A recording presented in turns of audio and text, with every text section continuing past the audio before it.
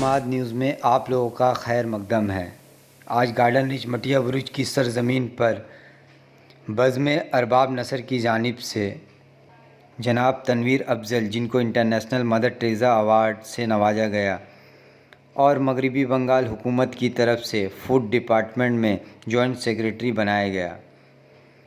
दूसरे मेहमान जनाब शम्स इकबाल, जो वार्ड 134 के कोऑर्डिनेटर हैं, उन्हें बराए इंतखाब बाहैसियत नायब सदर मोहम्मडन स्पोर्टिंग क्लब के ओहदे से नवाजा गया। जनाब मोहम्मद जमाल, जो मटिया बुरुज हिंदुस्तानी लाइब्रेरी के जनरल सेक्रेटरी है, उन्हें इंडियन फ़ुटबॉल एसोसिएशन की जानिब से गवर्निंग बॉडी का मेंबर इंतखाब किया गया है। इस खुशी के मौके पर जनाब डॉक्टर नौशाद आलम के घर पर इन सबों को इस्तकबालिया किया गया।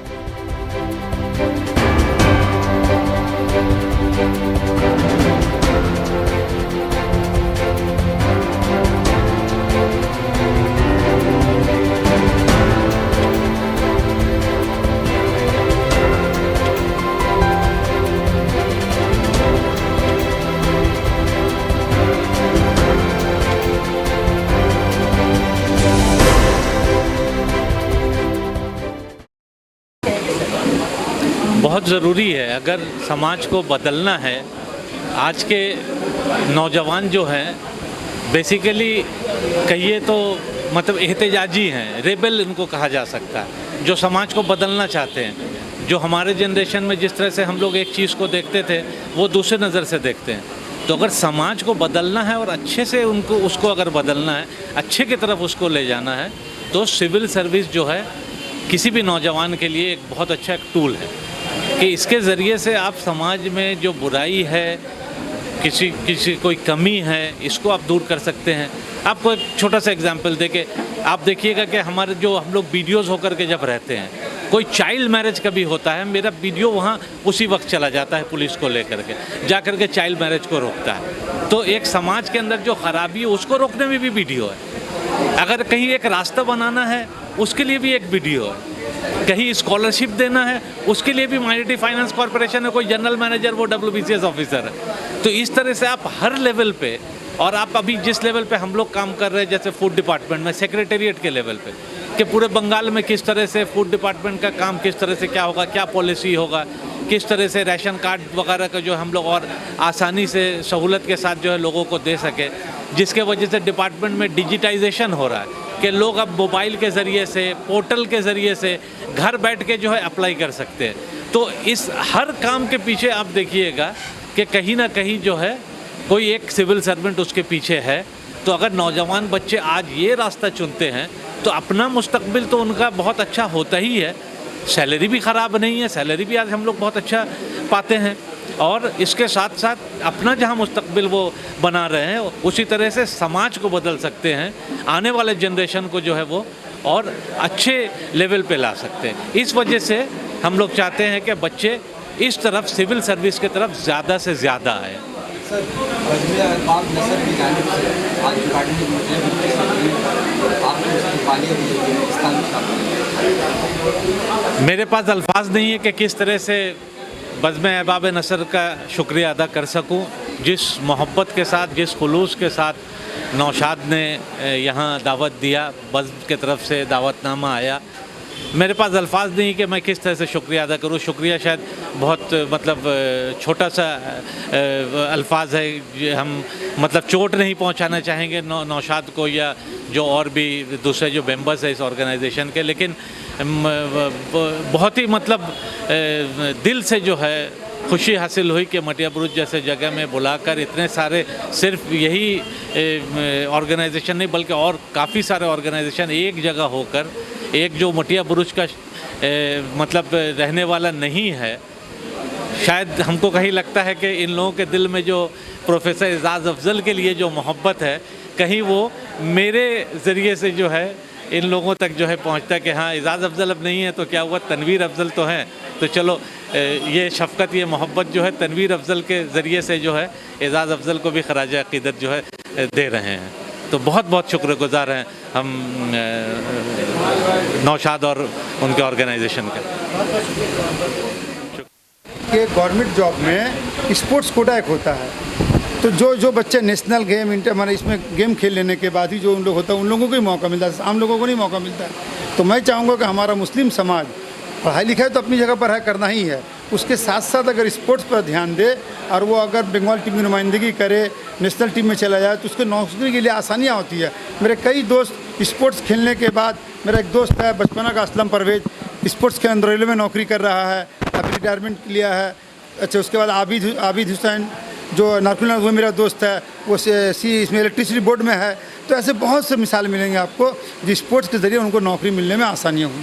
देखा जाता है कि जब आप लोग छोटे थे उस वक्त काफ़ी सारे मैदान हुआ करते थे स्पोर्ट्स के लिए, बच्चे उसमें प्रैक्टिस किया करते थे। अभी खासतौर पर नौजवान नस्ल जो मोबाइल पर गेम पे ही बिजी रहते हैं, और एक तरह से ये भी देखा जाता है कि मैदान की कमी आ चुकी है, उसका ग्राउंड नहीं बचा है। इस पर कुछ कहना चाहेंगे? हाँ, ग्राउंड का जहाँ तक सवाल है, बहुत हद तक सवाल है। आप ही के बगल में हमारे ही इलाके में 134 नंबर में CSC वाला जो मैदान था वो बंद हो गया है, और एक मैदान था जो पहले पोर्ट वाला था वो भी बंद हो गया, जो पहले हम लोग भी खेला करते थे उसमें, वो सब बंद। ये परेशानियाँ तो हमारे शहरों में है, लेकिन हम जिस इलाके में रहते हैं वहाँ से मैदान 15 से 20 मिनट आप जाइएगा, आपको बहुत सारे मैदान मिलेंगे जहाँ पर आप अपनी प्रैक्टिस कर सकते हैं, खेल सकते हैं, ऐसी बात नहीं है। लेकिन लोकल में मैदान का कमी हमेशा से रहा है, और आहिस्ता आहिस्ता जिस तरह से डेवलपमेंट कर रहा है, खास करके बिल्डिंग डिपार्टमेंट का जो मतलब जो पॉलिसी हो गया कि घर बनाओ रुपया कमाओ, मैदान को छोटा करो, तो वही हाल होगी। इसकी वजह कर आहिस्ता आहिस्ता मैदान ख़त्म हो रहा है शहरों से खासकर। लेकिन इस बनस्बत अगर हम देहातों में देखेंगे तो हर महल इलाके में, हर गांव में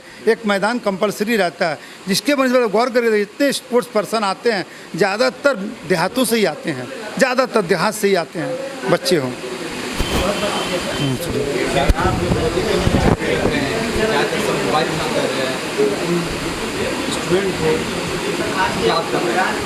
देखिए, जहाँ तक गार्डन रिच का सवाल है, आपने कहा कि सिर्फ गार्डन रिच के बच्चे मोबाइल नहीं, मोबाइल वबा जो है ये पूरे हिंदुस्तान में फैला, पूरा वर्ल्ड में फैला हुआ है।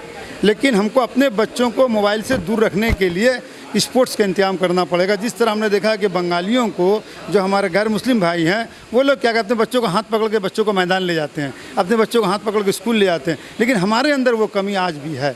हमको अपने बच्चों को स्पोर्ट्स मैदान में, अपने बच्चों को हमको खेल के मैदान में हाथ पकड़ कर ले जाना होगा, तभी वो बच्चा जाकर आगे रहेगा, उसको अपने ध्यान में रखना होगा, और ऐसे तरक्की करने वाला नहीं है।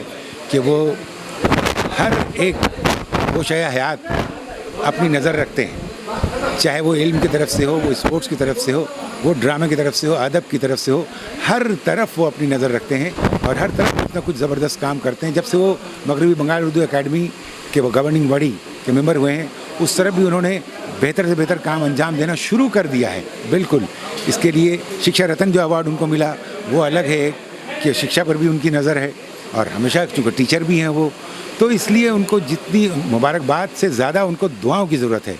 अल्लाह नज़र बद से उनको बचाए, जितना काम कर रहे हैं अच्छे से अच्छा, अल्लाह नज़र बद से बचाए और अच्छा काम उनसे लेता चला जाए, यही कहेंगे। बहुत इस तरह का प्रोग्राम जो है वो कराते रहना चाहिए, इसलिए कि प्रोग्राम जो है इस्तेक़बालिया का प्रोग्राम, जब हमारे 20 से कोई लोग नुमाया काम करते हैं उन्हें अवार्ड से नवाजा जाता है, और अवार्ड ऐसे ही किसी को नहीं मिलता है, बहुत जाफिसानी मेहनत करनी होती है तब जाकर के अवार्ड मिलता है।